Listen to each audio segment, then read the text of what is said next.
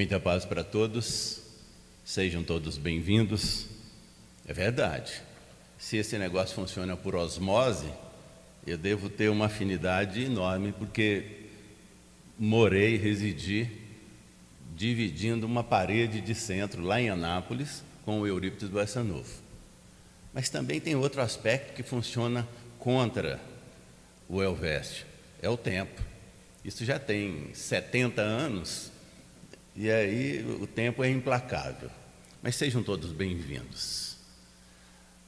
Nós estávamos trocando umas ideias com o Sivaldo, lá fora, sobre este evento, e ele é de um evento desta natureza, ele não pode ser desprezado.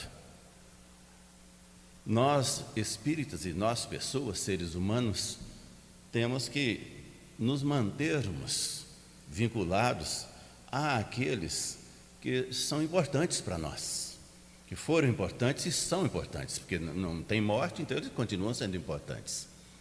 Às vezes, no âmbito familiar, nós desprezamos alguns encontros familiares. Nós, com poucas, e essa geração atual, eu posso falar à vontade, porque os jovens estão aqui no campo espiritual, se preparando para nascer. Nós estamos, no momento atual, às vezes nos desvinculando destas ligações.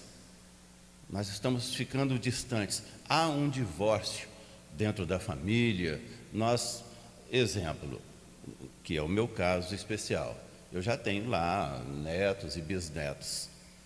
Este grupo mais jovem, ele não se mantém ligado à família como quem tem cabeça branca gosta de falar do passado, né? Sobre o passado. Como lá atrás, 30, 40 anos atrás, quando as famílias, os netos e os bisnetos e os filhos, eles eram mais agrupados. Hoje nós estamos mais dispersos. Nós não estamos analisando se é bom ou se é ruim. Nós só estamos dizendo que é importante esta manutenção da vinculação. Eu, por exemplo, raramente eu não tive a chance de conhecer os meus bisavós de um lado paterno e do lado materno. Eu praticamente não conheci. Mas eu fico imaginando, às vezes, as suas fisionomias, como eles eram, como eles se apresentavam na família. Então, eu estava conversando com o Anivaldo sobre este evento, o quanto ele é importante.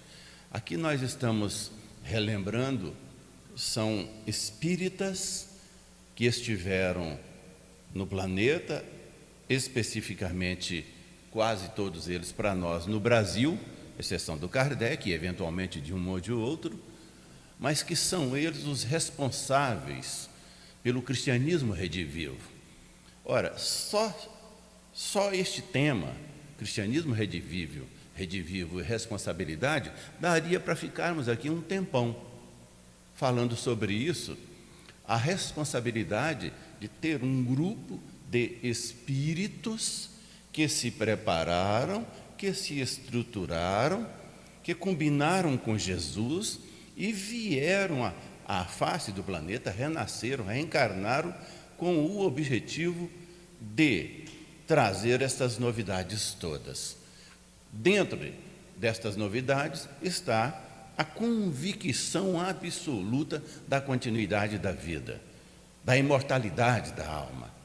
Isso é maravilhoso, é simplesmente maravilhoso. Então, numa manhã exuberante, a natureza hoje conspira favoravelmente para que nós estejamos aqui neste clima de muita paz. Nós poderíamos, Sivaldo, enriquecer estes encontros. Eles ainda são bastante simples em termos de acontecimentos. São 2 ou 3 só que nós fazemos por ano, né? Nós poderíamos devagarzinho, não precisa precipitar, criarmos esta cultura. A cultura de uma vez por mês, por exemplo, um último domingo de cada mês, às 9 horas da manhã, estarmos aqui, independentemente das presenças físicas e também dos desencarnados, que nós não mandamos em ninguém, vem quem pode. independentemente desta presença, que nós pudéssemos fazer isso. Datas, ou seja, homenageados, nós vamos arrumar aí 1 por mês, 2 por mês, quem sabe, se nós não façamos assim um café da manhã. Um exemplo agora, nós estamos fazendo com café da manhã com Eurípides, mas nós podemos ter café da manhã com Eicanusa, com Jorge Cauí, com o Valdeci, com muitos da casa e muitos do movimento espírita no Brasil. Isso faz com que nós estejamos juntos, faz com que nós nos sintamos muito próximos e faz com que nós não nos sentir próximos, para dizer assim, que nós não tomemos distância destes irmãos, que nós nos sintamos mesmo próximos, que nós nos sintamos assim, numa continuidade de vida. Eu vou utilizar uma palavra aqui, amparados por aqueles que vieram como missionários. A palavra é forte, mas é esta mesma. Eles se predispuseram a uma ação extraordinária, dificílima, porque não é fácil, nós vamos falar sobre isso ainda hoje, não é fácil vir com uma tarefa dessa e dar uma continuidade. E estarmos juntos, nós temos dificuldades nas nossas mediunidades, mas se fosse possível, nós poderíamos estar hoje, nós estamos falando para 2 planos, mas até relatando, fazendo o rol daqueles que desencarnados estão conosco, que nos visitam. Esta é uma oportunidade, hoje especificamente, Eurípides Barçanufo é o homenageado. Nós estamos hoje, aqui nesta manhã, os médiuns videntes, os médiuns que estão aqui com a sensibilidade mais aguçadas, eles vão nadar de braçada. Eles vão fazer um registro, e estou falando dos 2 lados, porque os médiuns estão do lado de cá e do lado de lá também. Os médiuns vão fazer um registro hoje, nesta manhã, que é um registro inigualável. É o encontro, eu estou utilizando a expressão encontro, se bem que há uma unicidade aí, mas é o encontro de 2 falanges das mais importantes para o espiritismo mundial. A falange do nosso irmão Sebastião e a falange do nosso irmão Eurípides Barçanufo. Assim, são equipes, quando nós estamos dizendo sobre falanges, nós estamos dizendo assim, são equipes distintas que têm à sua frente uma chefia, uma liderança, como o professor Eurípides de um lado, o irmão Sebastião do outro e outros mais. E hoje nós estamos na casa do Sebastião, fazendo uma homenagem ao professor Eurípides. Então essas 2 falanges, quando elas se encontram, e quando nós nos encontramos, nós não estamos fora destas falanges, encarnados e desencarnados, nós estamos fortalecendo os nossos laços e estamos fortalecendo a doutrina espírita, nos 2 planos. Isso é extraordinário. Por que estamos fortalecendo? Porque o que nós objetivamos todos é uma unicidade, e o que prevalece é a unicidade. Quem primeiro está sendo homenageado aqui hoje é Jesus. Ele é o patrono. É Jesus que é o responsável por este momento. E quando falamos de falanges, como se as coisas fossem distintas, não. Jesus tem a capacidade de fazer com que existam estas lideranças, mas sempre numa convergência para o trabalho crístico, para o trabalho amoroso de Jesus. Então esta é uma manhã extraordinária, estamos dizendo e ainda confirmando, aqueles que estão fazendo estes registros dos movimentos nos 2 planos, eles estão verificando isso. Quantos irmãos de uma falange de Sebastião e da falange do professor Eurípides estão aqui juntos, propugnando a cada um de nós esta oportunidade de aprendizado e de um convívio dos mais salutares, dos mais amorosos, e essas coisas no mundo não são coisas assim que estejam pululando pelas esquinas, não. São ambientes difíceis e raros, e nós estamos registrando isso no Sebastião Mártir. Isso é maravilhoso. Nesta sexta-feira agora, por exemplo, 31 de maio, nós estamos registrando o 14º ano de desencarne do Jorge Cauí. Não é do nascimento dele, ele é do mês de janeiro. Mas nós estamos lembrando do desencarne dele. São oportunidades que nós temos. Ele não morreu, ele desencarnou e ele se faz presente conosco aqui no ambiente por várias e várias oportunidades, e ele e outros mais. Então, estas homenagens a um espírito que se predispôs, a Icanusa, a Sinhá, que são aqueles que respondem pelo início desta casa, lá em 1957, em 58, em janeiro, é a inauguração, é o registro oficial do começo aqui, mas eles são espíritos que se prepararam no plano espiritual, se estruturaram, assumiram compromissos profundos e vieram para cá. E exatamente porque eles vieram e estiveram aqui presentes, eles respiraram essa atmosfera. É exatamente por isso é que nós estamos aqui hoje. Não fora a abnegação, a dedicação, o esforço, baixinho aqui, noites indormidas, muitas noites indormidas, com preocupação de sustentar um trabalho deste nível, desta importância, nos dois campos, no campo físico, para não falir no campo físico e para não falir no campo espiritual. Esses espíritos tiveram as suas noites indormidas e hoje nós estamos aqui neste ambiente de muita paz. No caso do professor Eurípides, que é o homenageado de hoje, é assim especialíssimo.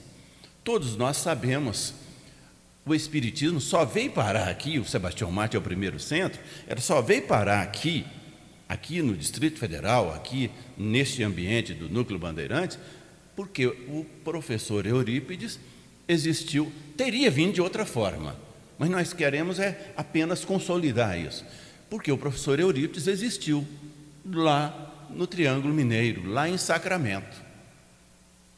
Não só existiu, ele realizou um trabalho em nome de Jesus, missionário de Jesus, e na realização deste trabalho, ele responde, uma das suas atividades, que é de responsabilidade dele, foi esta expansão do Espiritismo. Se hoje temos a doutrina no Distrito Federal, com esse vigor que ela tem, são inúmeros centros, todos eles arrojados no trabalho, o professor Eurípides é a semente. Porque aqueles que frequentaram lá em Sacramento, entre 1900 e 1918, estou falando dos encarnados, mas também dos desencarnados. Quantos de nós aqui não estivemos presentes em reuniões como espírito desencarnado, em reuniões destes grupos, nos comprometendo com Jesus e com eles, com o Eurípides, com o professor Eurípides, com o Bezerra de Menezes, com o Jorge Cauí, nos comprometendo em vir para cá, em estarmos assim presentes à frente dessas atividades todas. Então, o professor Eurípides é especialíssimo para nós nesse sentido. Lá de Sacramento, com as frequências de muitos companheiros das proximidades, esses irmãos eles foram mudando as suas residências e responde por isso aí, nós já dissemos isso aqui uma vez, a estrada de ferro. A estrada de ferro que vinha de São Paulo, que passou por Araguari, que passava pelo Triângulo Mineiro, a estrada de ferro ela é importantíssima para nós, porque ela vem, passa em Anápolis, vai para Goiânia, e os centros espíritas foram sendo fundados onde tinha estrada de ferro, onde tinha estação. Onde surgiu uma estação, surgiu um centro espírita. Anápolis é um exemplo e Goiânia é um exemplo. E de Goiânia vem a doutrina para cá, para o Distrito Federal, que é o Sebastião Mártir. Então o professor Eurípides, ele tem além de todos os compromissos, ele assumiu este compromisso de ser uma semente plantada neste ponto central do Brasil para disseminar o espiritismo, o cristianismo redivivo. As homenagens a um espírito do nível do professor Eurípides é uma homenagem, nós temos que ser bastante cuidadosos, porque tem que ser uma homenagem que nós façamos uma diferença naquilo que estamos fazendo. E no professor Eurípides, ele não nos dá muita chance, não. Por quê? Porque quando ele se propôs, ele nasceu dia 1º de maio, o Sivaldo já disse aqui para nós, 1º de maio de 1880. Mas em 1900, no finalzinho de 99, de 900, ele já estava, a gente diz assim, porque ele foi a um centro espírita lá em Santa Maria e assistiu uma reunião. É verdade isso, nós vamos falar sobre isso. Mas ele já conhecia, além da Bíblia, muito bem, e um dos motivos, uma das razões do seu despertamento na encarnação dele como professor Eurípides, foi conhecer muito bem a Bíblia. Ele já conhecia. Fala assim, mas ele conhecia porque ele deu, porque o padre deu de presente para ele? É isso mesmo. Era não. Ele já conhecia de outras épocas, porque ele está com Jesus há muito tempo. Mas ele já conhecia, na encarnação dele, de professor Eurípides, Leon Denis. Ele já tinha lido Leon Denis. Antes dos 20 anos, antes de existir qualquer centro espírita neste Planalto Central, ele já conhecia essa literatura. Por isso que nós estamos falando, fazer uma homenagem a ele aqui é dificílimo. Por várias razões. Essas são algumas dessas razões. Ele já era pleno conhecedor de uma literatura profunda. Nós não temos notícias, nós não temos registros, mas ele conhecia o Kardec. Ele nasceu em 1880, 11 anos após o desencarne de Kardec. Kardec desencarnou em 1869 e ele reencarnou 11 anos após. Ou seja, o espírito Eurípides Bassanufo, nós não temos dúvidas nenhuma que esteve presente no trabalho de surgimento da doutrina espírita junto com Kardec no grupo. Não existem esses registros. Nós estamos aqui dizendo que não temos dúvidas, é pelo nível do espírito, é pelo comprometimento em nome de Jesus, é por ser ele espírito. Eurípides Bassanufo, quem ele é. Ele esteve presente, porque ele reencarna 11 anos após e já com este compromisso de fazer com que o cristianismo redivivo pudesse ampliar-se. Então, falando especificamente dele, como é complexo homenageá-lo. Em 1880 ele nasce, fala assim, mas nós conhecemos o Eurípides de 5 anos de idade, de 10 anos, temos notícia das suas famílias e das suas biografias. Existem algumas biografias e vão ainda acontecer outras. As que temos são aquelas biografias que surgiram ali muito mais vinculadas à sua família. Isso significa que dá um cunho de veracidade, porque é a própria família dizendo da presença. Inclusive uma família que nos primeiros instantes dele, espírita, a família ficou totalmente contra. Mas os registros são estes, verídicos. Então, nós não temos estes detalhes, mas em 1900, quando ele vai a Santa Maria e assiste um trabalho mediúnico, que é o primeiro encontro dele numa casa espírita estruturada que funcionava, Santa Maria era uma sede de uma fazenda, lá perto de Sacramento. Ficava fora da cidade, lá uns quilômetros, e ele se deslocou a cavalo. Foi lá fazer uma entrega e aproveitou que o tio dele era o presidente do centro para assistir à reunião. Mas ele carregava um monte de indagações, e uma delas é que quando ele manuseou a Bíblia, nessa reencarnação como professor Eurípides, ele esbarrou no Sermão do Monte. Ele teve dificuldades em compreender a mensagem de Jesus narrada por João, o evangelista. E isto não saía da cabeça dele. Ele não compreendia as bem-aventuranças. Bem-aventurados os aflitos, bem-aventurados os que sofrem. Ele não conseguia concatenar as suas ideias para compreender isso.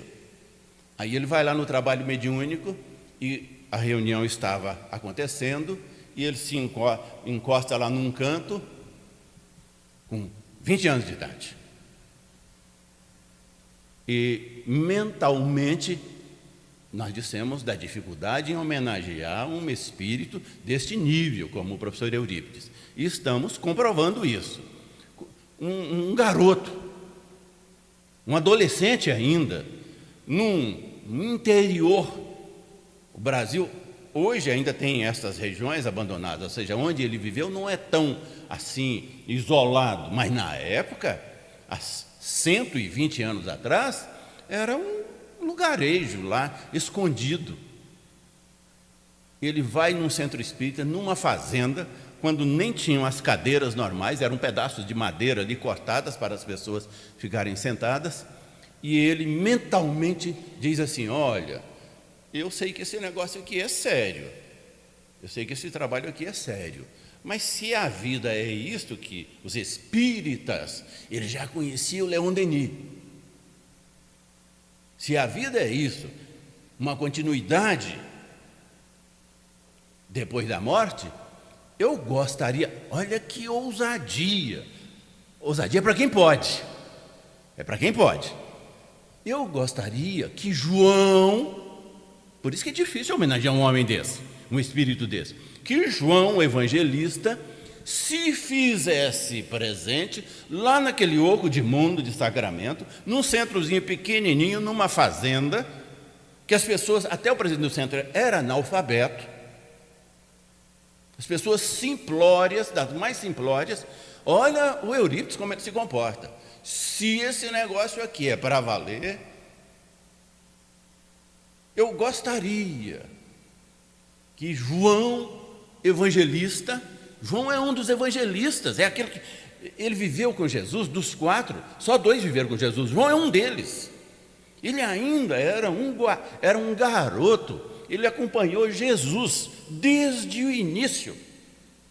Eu gostaria, olha que arrojo, eu gostaria que João, evangelista, se fizesse presente e me esclarecesse o discurso dele, porque as bem-aventuranças ele conhecia muito bem, e fizesse um esclarecimento que eu não estou compreendendo. Quem pode, pode. E lá o trabalho continuou, lá pelo finalzinho do trabalho, o médium incorpora, médium analfabeto, incorpora e diz assim: eu sou o João, eu estou aqui por sua causa. Ora, meus queridos irmãos, como nós vamos aqui no Sebastião Marte hoje, nesses encontros de 2 grupos, mas que estão numa unificação em nome do Cristo, o grupo do Sebastião e o grupo do Eurípides, não são distintos assim não, são misturados.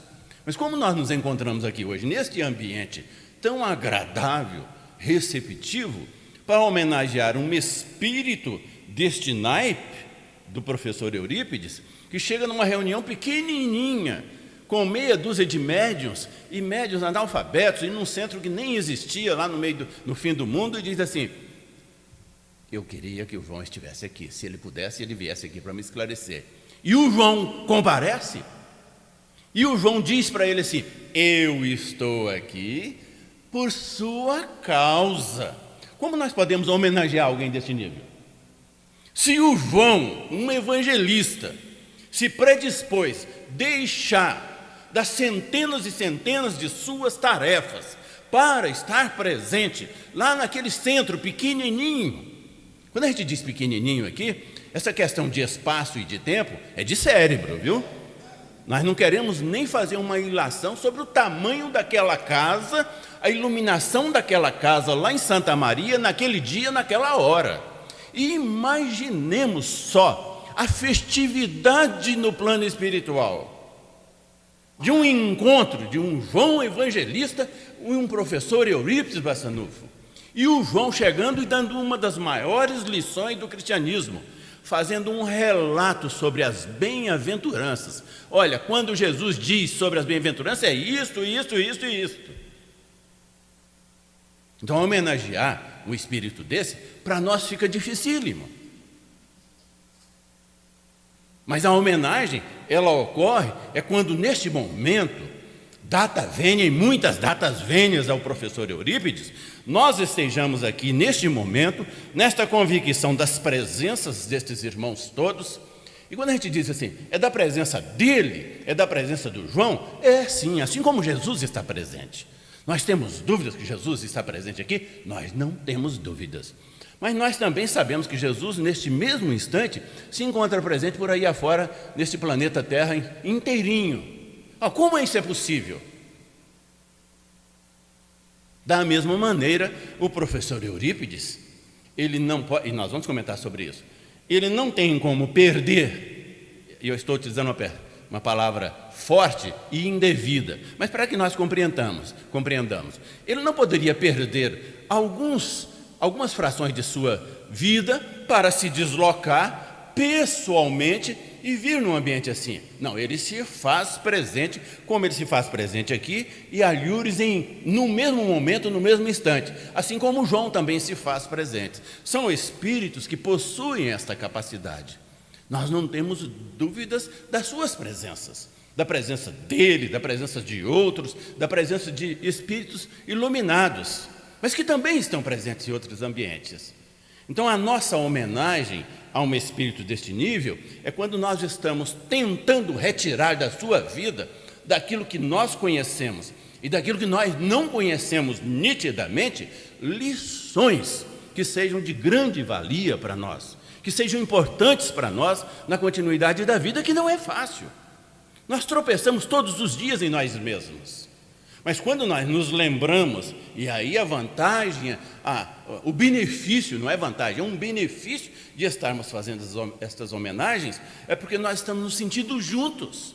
É uma unicidade em nome de Jesus. O que importa é o cristianismo. O que para nós é valiosíssimo é o cristianismo redivivo. Redivivo porque a doutrina vem e abre, esclarece, rasga no horizonte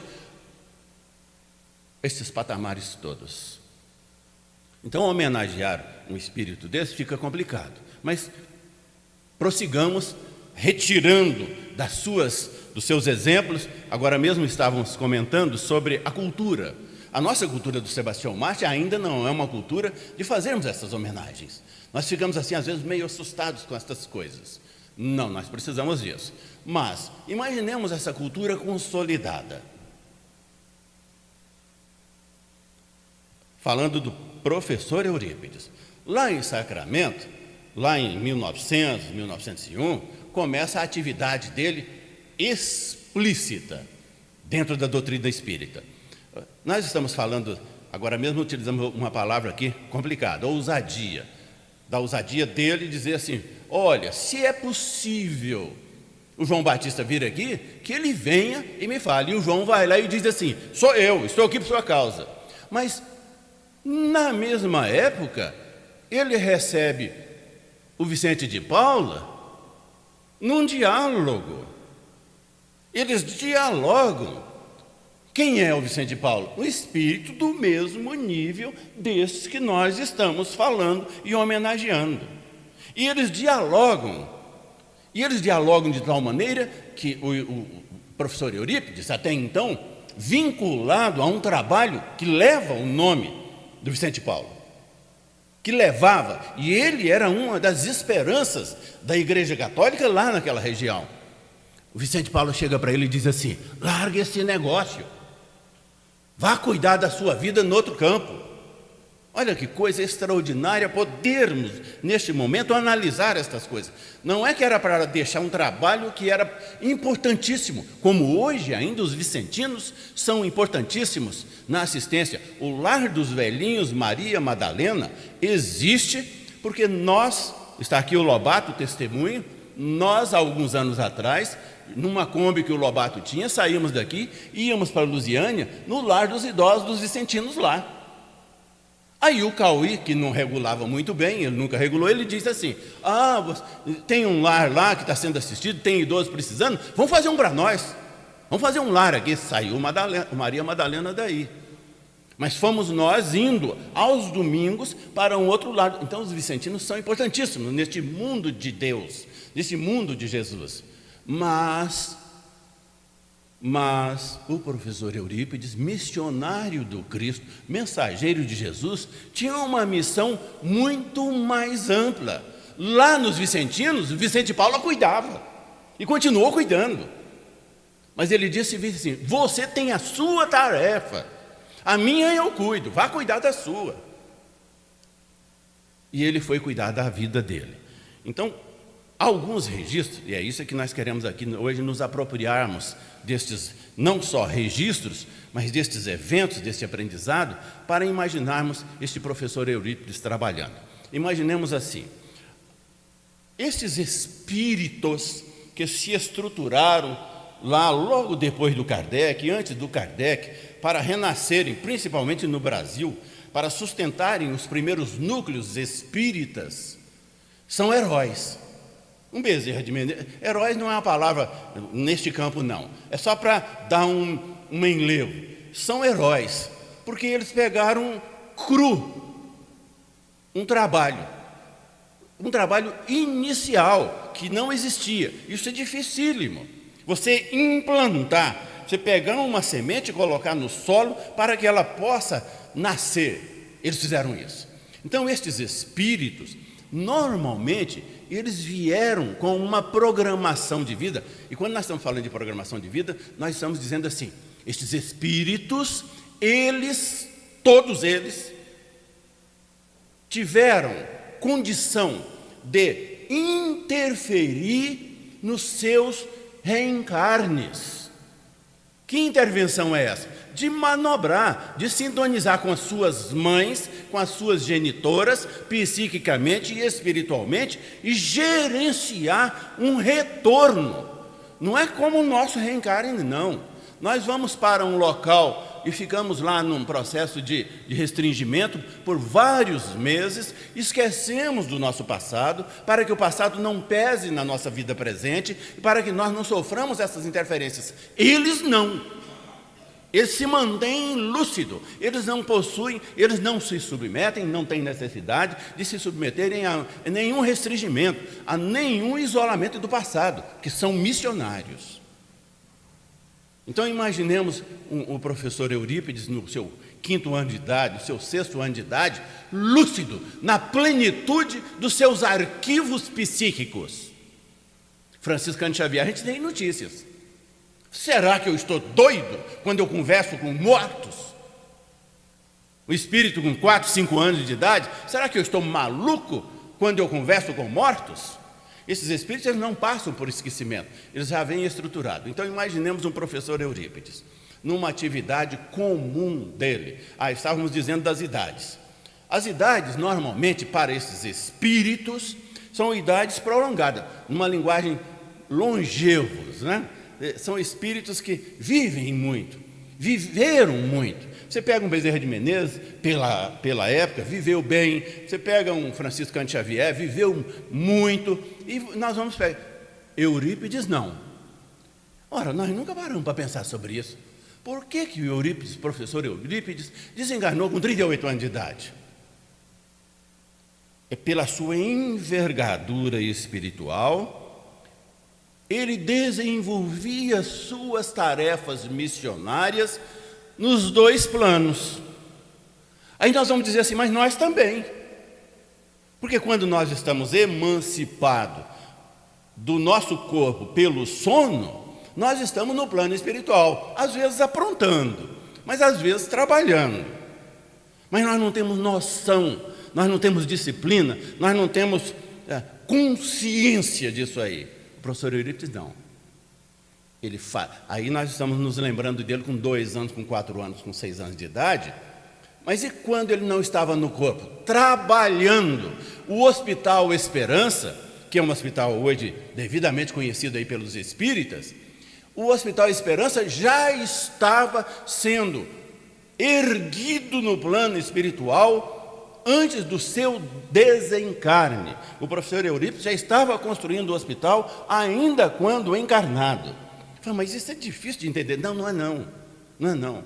Quando tem um fenômeno chamado, nós conhecemos aqui um fenômeno, todo mundo conhece, chama agênere. O que é um fenômeno agênere? Um fenômeno agênere é quando um espírito não reencarna, mas ele se materializa, porque ele manobra essas energias todas. Nós dissemos isso aí. Ora, como um professor Eurípides, como um Franciscano Xavier, eles interferiram na gestão das suas mães.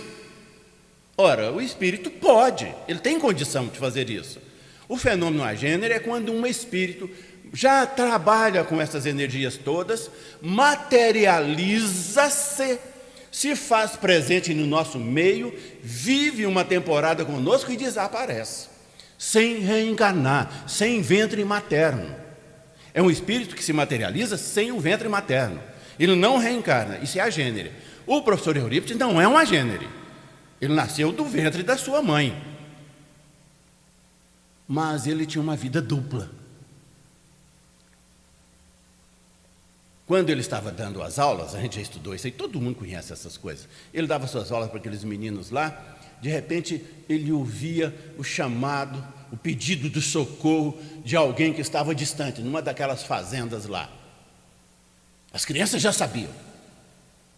Ele só debruçava em cima da sua mesa, numa concentração, saía do corpo, ia lá no pedido do socorro, atenção aqui, se materializava, mas quem estava lá na sala continuava vendo ele lá. Ele não desaparecia da mesa, não. Ele ia lá no ambiente que estava precisando do trabalho dele, se fazia presente de corpo e alma, fazia o socorro, desmaterializava e voltava para o seu corpo.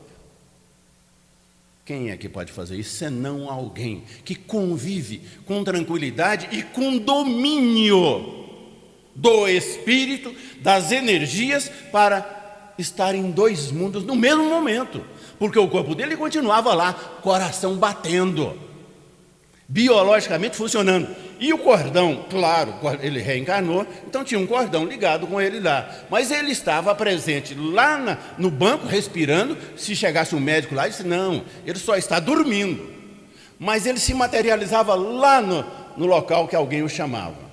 Essas coisas são extraordinárias. Nós ainda temos dificuldades para compreender isso. Os nossos neurônios, aqueles que estão ainda no nosso cérebro, estão em expansão, graças a Deus, mas ainda nós titubeamos para entender isso. Mas ele fazia. Ele vivia em dois mundos. E é notório, todo mundo sabe que ele já fazia o Hospital Esperança, já trabalhava no Hospital Esperança. Isso nós estamos dizendo assim, por isso que ele desencarnou com 38 anos. Porque ele estava sendo muito mais requisitado, ele já tinha feito o plantio da semente do Espiritismo no Planalto Central, o Espiritismo já tinha lastrado, acompanhando a estrada de ferro, indo para Goiânia, vindo para Goiás, indo para outras regiões, ele já tinha um respaldo nesse campo, e ele necessitava retornar à vida espiritual, ao plano espiritual, para consolidar o hospital que recepciona os espíritas que desencarnam e já estavam desencarnando com problemas. Então o professor Eurípides, ele tinha essa capacidade de viver, de ter uma vida dupla, de viver em dois mundos, viver no mundo espiritual e viver no mundo da nossa matéria. Essas coisas são tão interessantes, Sivaldo. Por exemplo, quando nós falamos aqui dessa cultura que o Sebastião Martins ainda não tem, das homenagens, mas vai ter, porque nós vamos consolidar, nós vamos trabalhar nesse sentido.